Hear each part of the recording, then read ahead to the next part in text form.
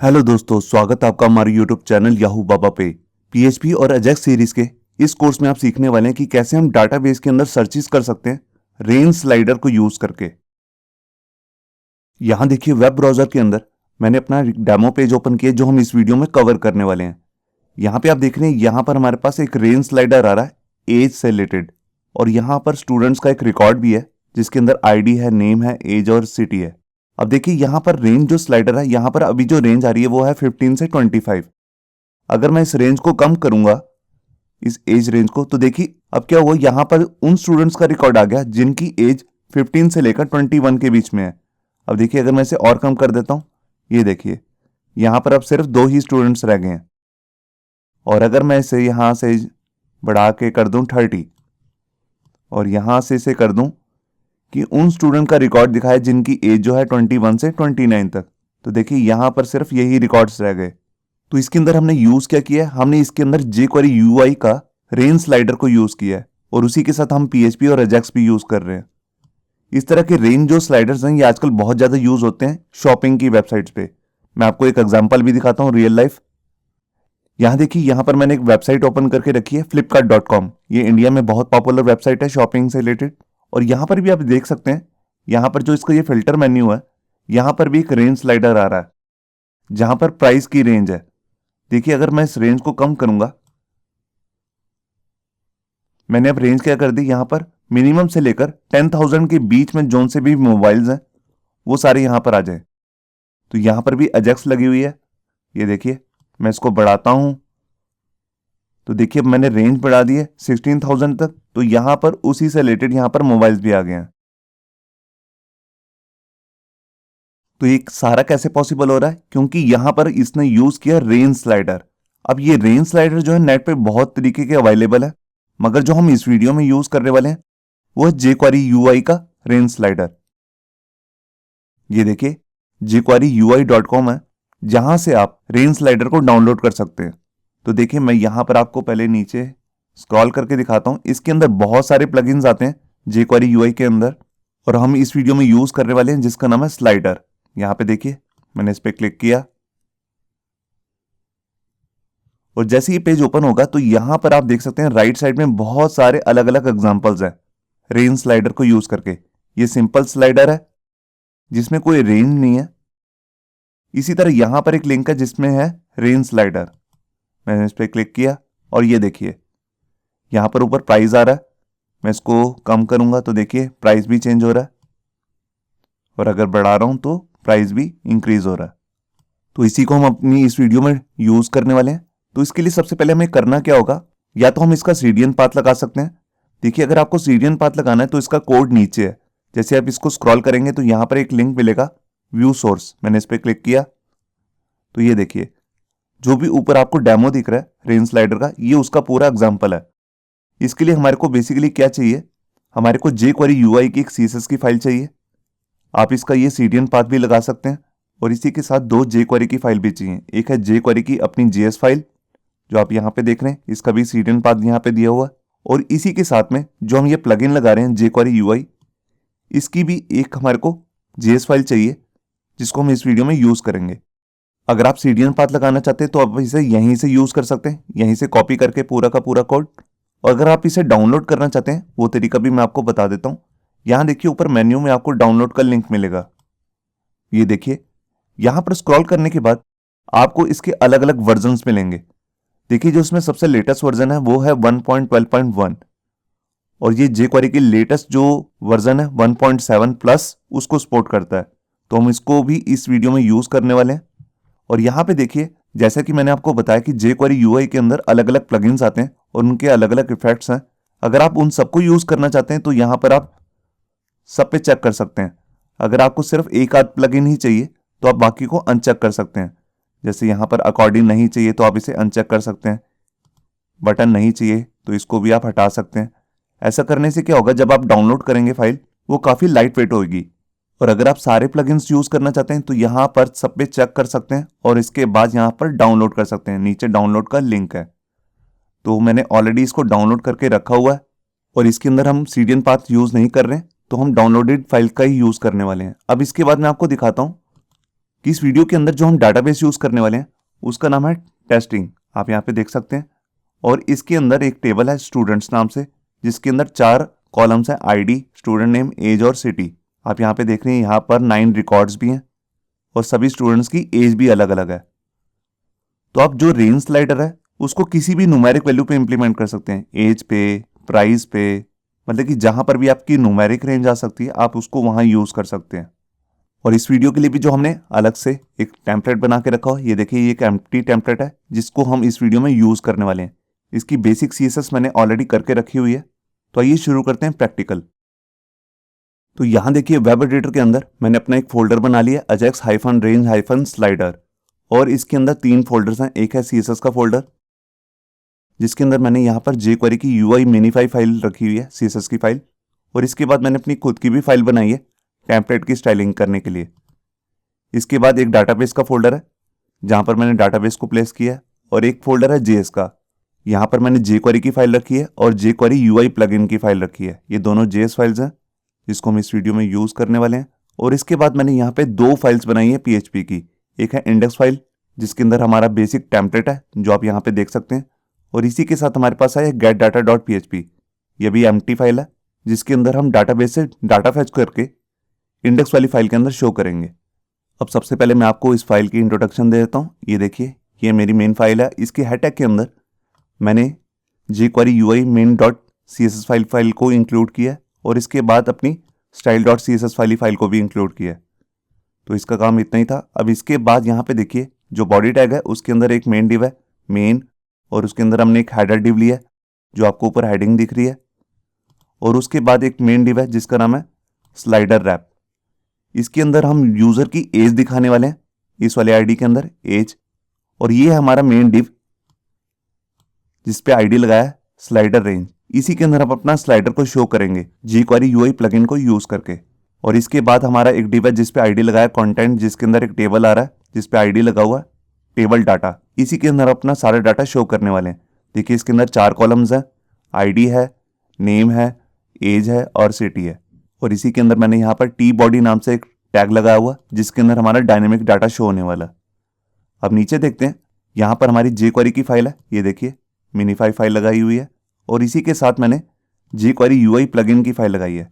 तो जैसा कि अभी मैंने आपको दिखाया था कि यहाँ पर हम CDN पाथ भी लगा सकते हैं। अगर आप डाउनलोडेड फाइल नहीं लगाना चाहते वो भी आप यहाँ पे लगा सकते हैं, इन दोनों JS की जगह पे और ऊपर CSS की जगह पे। अब देखिए यहाँ पर मैं स्क्रिप्ट टैग के अंदर आया, और यहाँ पर सबसे पहले मैं क्या करता हूँ, अपना jQuery का बेसिक कोड लिख लेता हूँ document.id। ये देखिए यहाँ पर मेरा बेसिक कोड आ चुका है। अब यहाँ पे सबसे पहले मैं क्या करता हूँ, अपने स्लाइडर को शो करना चाहता हूँ टेम्पलेट के अंदर। तो उसके लिए सबसे पहले मैं jQuery UI की साइट से ही कोड को कॉपी कर लेता हूँ। ये देखिए jQueryui.com मैंने ओपन करके रखी हुई है, और यहाँ से सिलेक्ट किया हुआ है रेंज स्लाइडर, ये आप देख सकते हैं।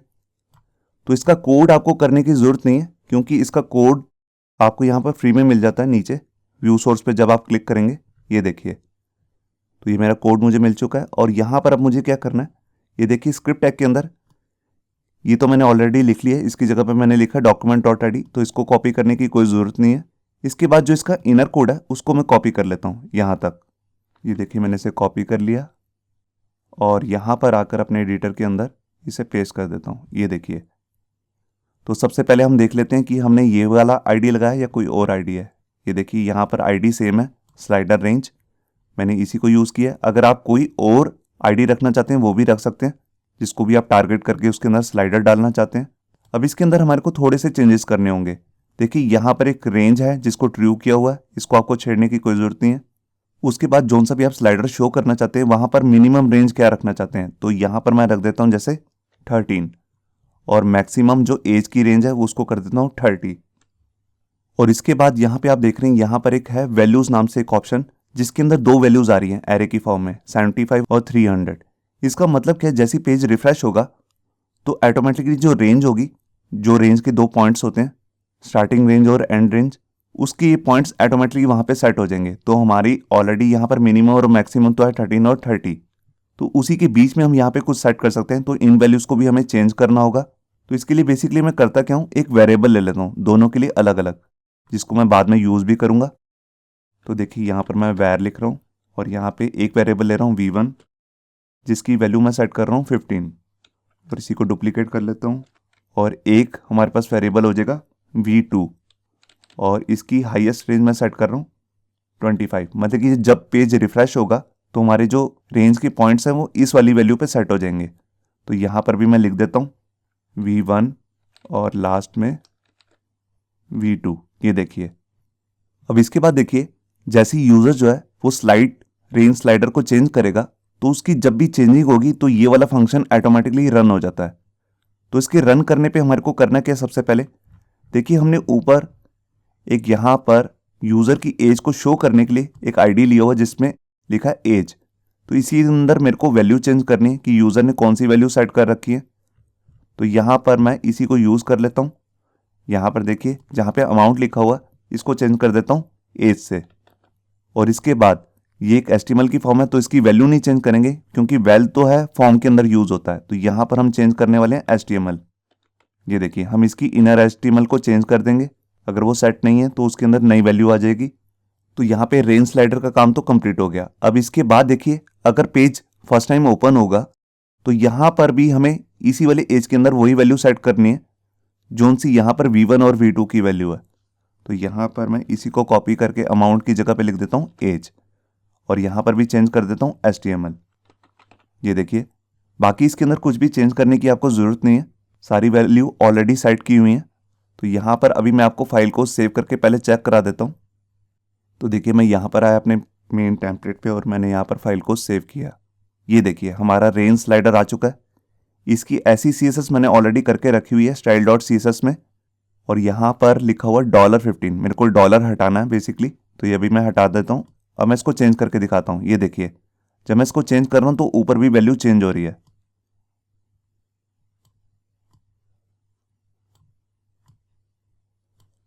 तो अब हमारे को क्या करना है, अब इसके बाद मैं चाहता हूँ कि जैसे ही मैं इस रेंज को चेंज करूँ तो हमारी अजैक्स से रिलेटेड वैल्यू यहाँ पर शो हो जाए। उससे पहले हमारे को क्या करना है, जैसे मैं पेज को ओपन करूंगा तो सारे रिकॉर्ड्स हमारे को यहाँ पे शो करने हैं। तो पहले उसका हम काम कर लेते हैं यहाँ पर। तो देखिए मैं यहाँ पर आया और यहाँ पर जो ये डॉलर्स लगे हुए थे इनको मैं हटा देता हूँ क्योंकि एज जो है वो डॉलर में हम शो नहीं कर रहे।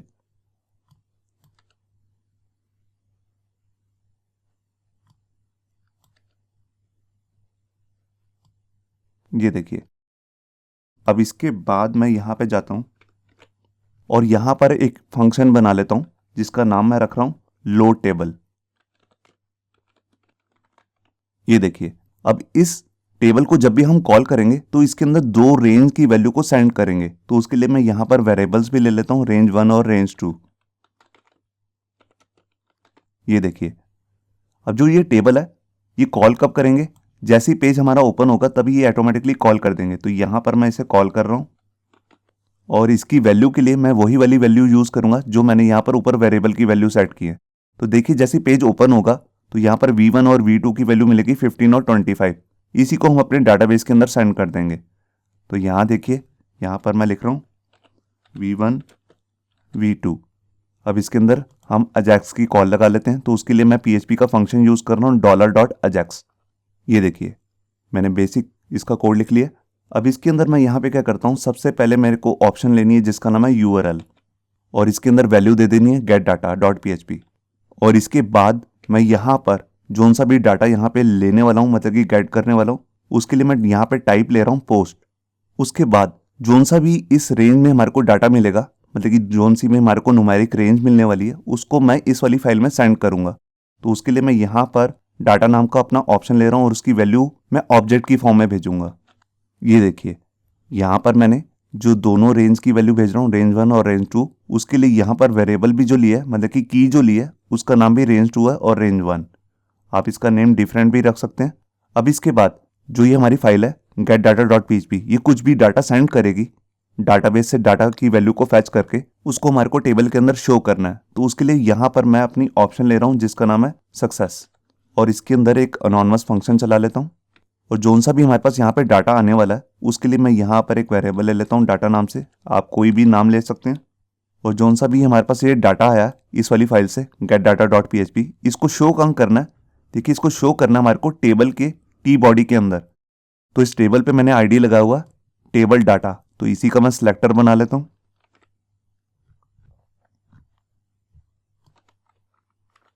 ये देखिए सिलेक्टर बन गया। अब इसी के अंदर मेरे को इसमें थोड़ा सा चेंज भी करना है। यहाँ पे सिलेक्टर के अंदर लिखना है टी बॉडी। ये देखिए मतलब कि इस टेबल डाटा के अंदर जो टी बॉडी नाम का टैग आ रहा है उसी के अंदर मेरे को डाटा सेट करना है। तो यहाँ पर सेट क्या करना है HTML, और उसके अंदर कौन सी वैल्यू आ रही है जो हमारे डाटा नाम के वेरिएबल के अंदर आई है। तो यहाँ से मैंने कॉपी किया और यहाँ पे पेस्ट कर दिया। अब फर्स्ट टाइम जब हमारा पेज लोड होगा तो हमारा जो ये फंक्शन है ये अपने आप कॉल हो जाएगा। अब जब कॉल होगा तो यहाँ पर इसको स्टार्टिंग में एक रेंज मिल जाएगी 15 और 25। तो यहाँ पर इस वाली टेबल के अंदर ये वैल्यू चली जाएंगी कि यूज़र भी जब भी चेंज करे कोई भी वैल्यू, जैसे यहाँ स्लाइडर में चेंज कर रहा है तो भी यही वाला फंक्शन कॉल हो जाए। तो यहाँ पर हम क्या करते हैं, जैसे यूज़र स्लाइडर्स को चेंज करेगा तो यहाँ पर मैं आता हूँ और यहाँ पर V1 और V2 की वैल्यू को चेंज कर देता हूँ। V1 में हमारे पास वैल्यू आ जाएगी ये वाली, और इसी को मैं डुप्लीकेट कर लेता हूँ, और यहाँ पर V2 की भी वैल्यू चेंज हो जाएगी और इसके अंदर वैल्यू आ जाएगी ये वाली। मतलब कि जो ये फंक्शन कॉल हो रहा है इसके अंदर यहाँ पर एक सेकंड पैरामीटर है UI नाम से, जो कि एक एरे है, और इस एरे के अंदर दो वैल्यूज आ रही हैं, एक रेंज स्लाइडर के पहले पॉइंट की और एक रेंज स्लाइडर के सेकंड पॉइंट की। तो दोनों के लिए अलग अलग वैल्यू है 0 और 1। उन दोनों की वैल्यू को मैंने यहाँ पे असाइन कर दिया, वेरिएबल 1 को और वेरिएबल 2 को। और इसके बाद मैं क्या करता हूँ, इस वाले फंक्शन को कॉल कर लेता हूँ और इसी के अंदर मैं V1 और V2 की वैल्यू को सेंड कर दूंगा। ये देखिए अब यूजर जब भी रेंज स्लाइडर की वैल्यू को चेंज करेगा तो क्या होगा, उसकी नई वैल्यूज आ जाएंगी V1 और V2 में, और उन दोनों वैल्यूज को हम यहाँ पे सेंड कर देंगे एज ए पैरामीटर, और ये वैल्यूज आ जाएंगी रेंज 1 में और रेंज 2 में, जिसको हम आगे यूज कर रहे हैं यहाँ पर। तो इस फाइल का तो कोड जो है कंप्लीट हो चुका है। अब इसके बाद हम अपना आगे का काम करते हैं, जो हमारी ये वाली फाइल है जिसका नाम है getData.php।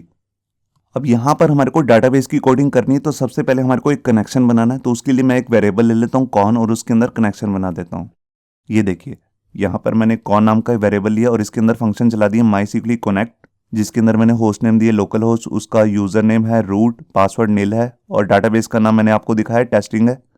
अगर ये फंक्शन रन नहीं होता तो डाई फंक्शन कॉल हो जाएगा जिसमें मैसेज आ जाएगा कनेक्शन फेल्ड। अब इसके बाद हमारे को क्या करना है, जोन सी भी यूजर ने दो वैल्यूज भेजी हैं जो आपको यहाँ पे दिख रही हैं रेंज 1 और रेंज 2, इन दोनों को हमारे को चेक करना है कि इनके अंदर कोई वैल्यू है भी है कि नहीं। तो उसके लिए यहाँ पर मैं इफ कंडीशन बना लेता हूँ और उसके अंदर फंक्शन कॉल कर रहा हूँ इस सेट, जिसके अंदर मैं पोस्ट की वैल्यू चेक करूंगा और कौन सी वैल्यू है रेंज 1 और रेंज 2। तो देखिए सबसे पहले मैं इसी को लिख लेता हूँ रेंज 1, और इसी के बाद मैं इस पूरे फंक्शन को कॉपी कर लेता हूँ और यहाँ पे एंड ऑपरेटर लगाता हूँ और इसी के साथ रेंज 2। मतलब कि अगर रेंज 1 की और रेंज 2 की दोनों की वैल्यू अगर सेट है, एंड लगाया मैंने, अगर दोनों की वैल्यू सेट है तो यहाँ पर ये इस इफ कंडीशन के अंदर आ जाएगा। और इसके अंदर आकर मेरे को क्या करना है, इन दोनों की वैल्यूज़ को, रेंज 1 और रेंज 2 की वैल्यू को मैं एक वेरिएबल को असाइन कर देता हूँ। तो मैं दो वेरिएबल ले रहा हूँ, एक है मिन मतलब कि मिनिमम वैल्यू, और उसके अंदर वैल्यू आ जाएगी रेंज 1 की, और इसी को डुप्लीकेट कर लेता हूँ और यहाँ पर वेरिएबल ले लेता हूँ मैक्स, जिसके अंदर मैं रेंज 2 की वैल्यू को साइन कर रहा हूँ। ये देखिए, और अगर इसके अंदर कोई भी वैल्यू सेट नहीं है तो उसका भी मैं एल्स पार्ट बना लेता हूँ, और यहाँ पर जो मैंने दोनों वेरिएबल्स लिए मिन और मैक्स, इसकी वैल्यू को मैं एम्प्टी कर देता हूँ।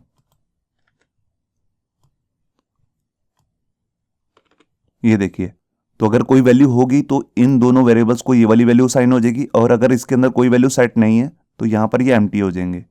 अब इसी के अकॉर्डिंग मैं यहाँ पर अपनी सीक्वल की कमांड बना लेता हूँ। तो उसके लिए मैं यहाँ पे क्या करता हूँ, ऊपर ही यूज़ कर लेता हूँ अपना एक वेरिएबल जिसका नाम है सीक्वल, और उसके अंदर अपनी सीक्वल की कमांड लिख देता हूँ select star from students where age between minimum और मैक्सिमम। ये देखिए यहाँ पर मैंने एक सीक्वल नाम का वेरिएबल ले लिया, select star from students where age between, जो हमारे पास मेन की वैल्यू आई है, एंड मैक्सिमम की वैल्यू। इन दोनों की रेंज के अंदर जिन भी स्टूडेंट्स के नेम आ रहे हैं या उनका पूरा रिकॉर्ड्स है वो सारा हमारे को शो कर देगा। और इसी तरह मैं एल्स पार्ट के लिए भी अलग से एक सीक्वल की कमांड लिख लेता हूँ जिसके अंदर मैं स्टूडेंट्स का सारा रिकॉर्ड शो कर दूंगा। ये देखिए, तो यहाँ पे मैंने लिख दिया select star from students order by ID, ascending order में सारे स्टूडेंट्स का रिकॉर्ड आ जाएगा। अब इसके बाद इस क्वेरी को मेरे को रन करना है। तो यहाँ पर मैं क्या करता हूँ, एक वेरिएबल ले लेता हूँ और उसके अंदर फंक्शन चला लेता हूँ MySQL क्वेरी। ये देखिए, ये हमारा रिजल्ट नाम का एक वेरिएबल है और इसके अंदर फंक्शन चला लिया माईसीक्वली क्वारी। इसके अंदर दो पैरामीटर्स हैं, पहला है कनेक्शन और दूसरी है हमारी क्वारी। अगर ये फंक्शन रन नहीं होगा तो यहाँ पर डाई फंक्शन कॉल हो जाएगा और इसमें मैसेज आ जाएगा क्वारी अनसक्सेसफुल। अब इसके बाद मैं क्या करता हूँ, एक वेरिएबल ले लेता हूँ आउटपुट नाम से, जिसके अंदर मैं स्ट्रिंग की आउटपुट वैल्यू सेंड करने वाला हूँ index.php वाली फाइल को। तो अभी ये एम्प्टी है और अब इसके बाद मेरे को क्या करना है, जोन सा भी रिजल्ट यहाँ पे फैच होके आया है रिजल्ट नाम के वेरिएबल के अंदर, उसको मुझे पहले चेक करना है कि उसके अंदर कोई वैल्यू आई भी है कि नहीं। तो उसके लिए यहाँ पर मैं इफ कंडीशन बना लेता हूँ और उस कंडीशन के अंदर PHP का फंक्शन यूज कर लेता हूँ माईसीक्वली नमरोज। ये देखिए यहाँ पर मैंने कंडीशन बनानी इफ माईसीक्वली नमरोज और उसके अंदर वेरिएबल पास कर दिया जो हमारा एरे वेरिएबल है रिजल्ट नाम से। अगर उसकी वैल्यू 0 से ज़्यादा है, मतलब कि उसको अगर सिंगल रिकॉर्ड भी मिला है तो ये इस इफ कंडीशन के अंदर आ जाएगा, और अगर उसको कोई रिकॉर्ड नहीं मिला तो ये एल्स पार्ट में आ जाएगा। तो एल्स पार्ट के लिए हम यहाँ पे एक मैसेज लिख देते हैं नो रिकॉर्ड फाउंड। ये देखिए यहाँ पे आ गया नो रिकॉर्ड फाउंड और उसके बाद एग्जिट भी लगा दिया मैंने यहाँ पे। और अगर उसको सिंगल रिकॉर्ड भी मिला है तो उसके लिए मैं यहाँ पे क्या करता हूँ, यहाँ पर अपना यही वाला वेरिएबल ले लेता हूँ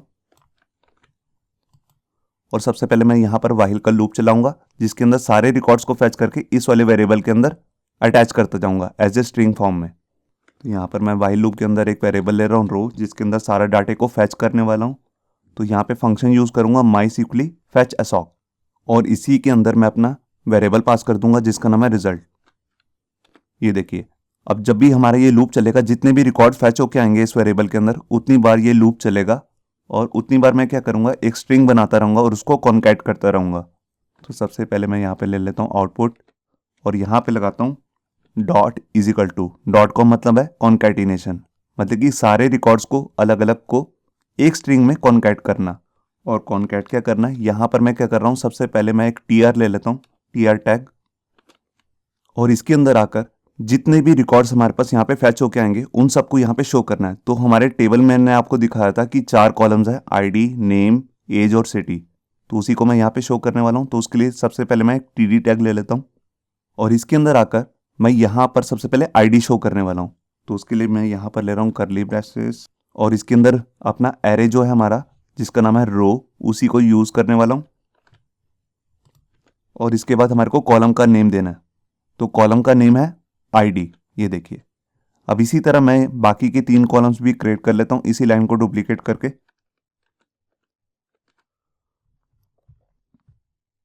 और यहां पर हमारे पास जो दूसरा कॉलम है उसका नाम है स्टूडेंट अंडरस्कोर नेम और थर्ड कॉलम है एज और लास्ट कॉलम है सिटी। अब यहां पर जो आईडी वाला कॉलम है और एज वाला कॉलम है इनकी वैल्यूज को मैं सेंटर अलाइन कर देता हूं। तो यहां पे मैं प्रॉपर्टी ले रहा हूं HTML की अलाइन और यहाँ पे ले लिया सेंटर। यहाँ पे आपको सिंगल कोट लेने हैं क्योंकि बाहर आपने डबल लिए। इसी तरह मैं एज के केस में भी कर देता हूँ। ये देखिए तो यहाँ पे मैंने फाइल को सेव किया। तो यहाँ पे हमारा इस वाली फाइल का काम कंप्लीट हो चुका है। मैं एक बार बता देता हूँ मैंने क्या क्या किया। सबसे पहले मैंने बनाया ऊपर कनेक्शन, उसके बाद मैंने चेक किया है जो यूज़र ने रेंज 1 की वैल्यू भेजी है और रेंज 2 की वैल्यू, उनके अंदर कोई वैल्यू सेट भी है कि नहीं। अगर वो सेट है तो यहाँ पर मिन और मैक्स के अंदर वैल्यू सेट हो जाएंगी और इसी को मैं यूज़ कर दूंगा अपनी SQL की क्वारी के अंदर। यहाँ पे देखिए, और अगर वैल्यू सेट नहीं है तो यहाँ पर हमारी SQL की क्वारी चेंज हो जाएगी। और इसके बाद मैंने इस क्वारी को रन कर दिया यहाँ पे। उसके बाद मैंने ये चेक किया कि इसके अंदर कोई रिकॉर्ड आया भी कि नहीं रिजल्ट नाम के वेरिएबल के अंदर। अगर आया है तो यहाँ पर आ जाएगा और व्हाइल का लूप चल जाएगा जहाँ पे मैंने कॉन्कैट किया सारी वैल्यूज को। और अगर इसके अंदर कोई रिकॉर्ड नहीं आया तो यहाँ पर मैसेज आ जाएगा नो रिकॉर्ड फाउंड। यहाँ पे हमने एक चीज और भी की है, यहाँ पर जब ये आउटपुट नाम का जो पूरा वेरिएबल है ये सेट हो जाएगा, व्हाइल लूप के बाद हमारे को यहाँ पर इसको सेंड भी करना है। तो उसके लिए मैं यहाँ पर इको लगा लेता हूँ और इको में मैं भेज देता हूँ आउटपुट की वैल्यू। ये इको आपको व्हाइल लूप से बाहर लगाना है। देखिए यहाँ पर, तो यहाँ पे मैंने फाइल को सेव किया। अभी मैं आपको एक बार ब्राउजर में चेक करा देता हूँ। तो देखिए मैं यहाँ पर आया और यहाँ पर मैंने फाइल को रिफ्रेश किया। यहाँ पर डाटा शो नहीं हुआ, फर्स्ट टाइम शो नहीं हो रहा। जब मैं स्लाइडर को चेंज कर रहा हूँ तो शो हो रहा है। ये देखिए, अब देखिए एज जो है 15 से 20 के बीच में, तो देखिए 3 रिकॉर्ड्स आ गए। और जैसे ही मैं इस रेंज को 25 तक ले जाता हूँ तो देखिए स्टूडेंट भी बढ़ चुके हैं। और जैसे ही 30 तक कर देता हूँ तो देखिए सारे रिकॉर्ड्स आ गए, 9 रिकॉर्ड्स।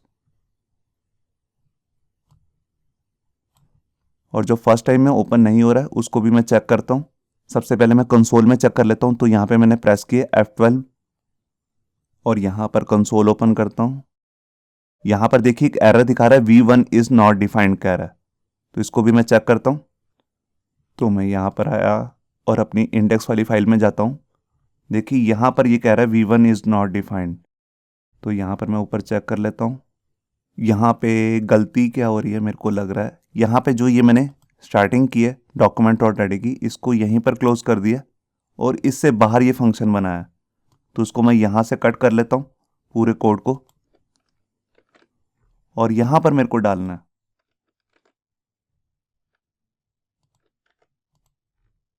ये देखिए, तो यहाँ पर document.ready की ब्रेसेस बंद होनी चाहिए, तो उसी के अंदर मेरे को ये कोड डालना था। तो यहाँ पर अब मैंने फाइल को सेव किया और यहाँ पर आकर फाइल को रिफ्रेश। ये देखिए अब फर्स्ट टाइम 9 रिकॉर्ड्स आ रहे हैं, आप देख रहे हैं। अब मैं इसको चेंज करता हूँ तो देखिए रिकॉर्ड्स भी चेंज हो रहे हैं और उसकी एज आ रही है 15 से 18। तो देखिए 2 ही रिकॉर्ड्स आ गए। मैं फर्स्ट वाले स्लाइडर को चेंज करता हूँ। ये देखिए, तो हमारा जो ये रेंज स्लाइडर है ये प्रॉपर चल रहा है। तो आपको यहाँ पे क्लियर हो गया होगा कि जैसे शॉपिंग की वेबसाइट्स पे एक प्राइस रेंज होती है जिसके अंदर स्लाइडर लगा होता है, तो वो कैसे वर्क करता है। तो इसके अंदर हमने किया कि जस्ट हमने यहाँ पर यूज किया jQuery UI का प्लगइन रेंज स्लाइडर। और इस वीडियो का जोन सा भी सोर्स कोड है पूरा कंप्लीट जो मैंने इस वीडियो में किया है, वो आपको नीचे डिस्क्रिप्शन बॉक्स में उसका लिंक मिल जाएगा, जहां से जाके आप इसे इजीली डाउनलोड कर सकते हैं। होप सो आपको ये हमारा वीडियो ट्यूटोरियल अच्छा लगा होगा। अगर अच्छा लगा है तो वीडियो को प्लीज़ लाइक करना मत भूलिए। अगर आप ऐसे ही रेगुलर अपडेट चाहते हैं तो हमारे चैनल याहू बाबा को सब्सक्राइब करना मत भूलिए। Thank you.